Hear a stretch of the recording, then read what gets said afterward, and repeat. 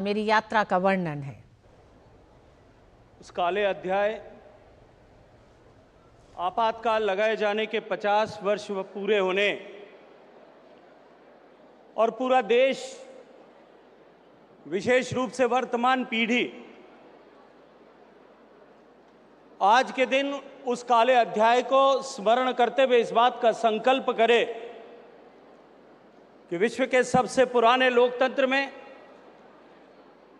लोकतंत्र की जननी इस भारत में और दुनिया के सबसे बड़े इस लोकतंत्र में ये कालरात्रि वापस कभी न लौटे, इसका संकल्प करने के लिए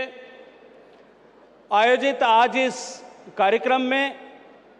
हम सब के बीच में उपस्थित देश के सम्माननीय गृह मंत्री आदरणीय श्री अमित शाह जी, मैं हृदयपूर्वक मंत्रालय के इस कार्यक्रम में पधारने के लिए, समय देने के लिए आपका धन्यवाद करते हुए, आपका अभिनंदन करते हुए आपका स्वागत करता हूं। मंच पर उपस्थित मंत्रिमंडल के साथी आदरणीय श्री अश्विनी वैष्णव जी, दिल्ली की सम्माननीय लोकप्रिय मुख्यमंत्री आदरणीय रेखा गुप्ता जी, मंच पर उपस्थित दिल्ली के उपराज्यपाल आदरणीय विनय सक्सेना जी, लोकतंत्र के हत्या के उस कालखंड के साक्षी रहे आदरणीय श्री राम बहादुर राय जी, भारत सरकार के संस्कृति मंत्रालय के सचिव श्री विवेक जी, दिल्ली सरकार के सभी सम्माननीय मंत्रीगण, दिल्ली विधानसभा के विधानसभा अध्यक्ष जी, सभी जनप्रतिनिधिगण, इस सभागार में इस गरिमामयी कार्यक्रम में इस संकल्प के साथ में जुड़ने का संदेश देश भर में ले जाने की प्रतिज्ञा के साथ में यहां उपस्थित आए आप सभी देवियों सज्जनों का मैं हृदयपूर्वक स्वागत करता हूं, आप सबका अभिनंदन करता हूं। मित्रों, भारत में लोकतंत्र की भावना 1950 में जब संविधान लागू हुआ केवल उसके बाद में नहीं बनी, अपितु यह हमारी प्राचीन सभ्यता के गहराई में जड़ों के साथ में जुड़ी हुई। ऋग्वेद जैसे प्राचीन ग्रंथ से लेकर के अनेक ऐतिहासिक दस्तावेजों में इस बात के स्पष्ट प्रमाण लिखित रूप से मिलते हैं कि भारत में लोकतंत्र अनेक अनेक अनेक सहस्त्राब्दियों से था। जब विश्व इस विषय की कल्पना नहीं कर सकता था, तब भारत में लोकतांत्रिक व्यवस्था किसी न किसी रूप में विद्यमान थी। तब से लेकर के आजादी के लिए एक लंबा संघर्ष,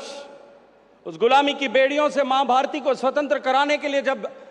लाखों लोगों ने अपनी जीवन और जवानी समर्पित की, हजारों लोगों ने हंसते हंसते फांसी के फंदों पर झूल जाना स्वीकार किया। हजारों लोग ऐसे होंगे जिन्होंने काल कोठरियों में यातनाएं सही होंगी, कोड़ों की मार सही होगी, लाठियों के प्रहार सहे होंगे।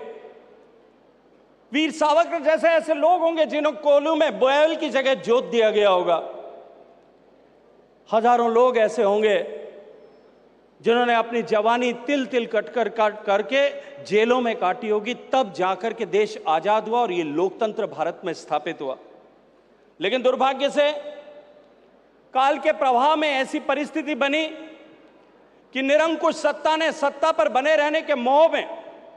देश में आपातकाल की स्थापना आज के दिन ठीक 50 वर्ष पूर्व की थी। देश को इमरजेंसी के उस कालखंड में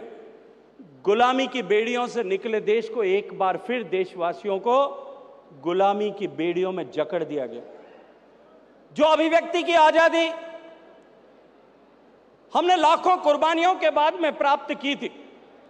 उस अभिव्यक्ति की आजादी को इमरजेंसी के नाम पर छीन लिया गया। और जिस तरह का तांडव उस कालखंड में,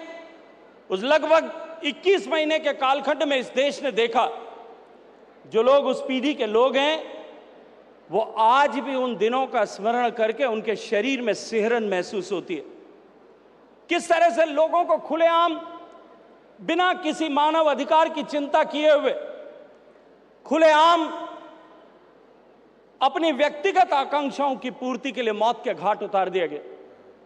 किस तरह से हजारों लोगों को बंदूक की नोक पर खड़े करके जबरन उनकी नसबंदी कर दी गई,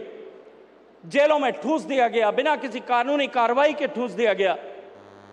लेकिन क्योंकि देश में लोकतंत्र की जड़ इतनी गहरी थी, जो हजारों हजारों साल से देश में लोकतंत्र की भावना थी, वो भावना पुनः बलवती हुई। अंततः वो कालरात्रि समाप्त हुई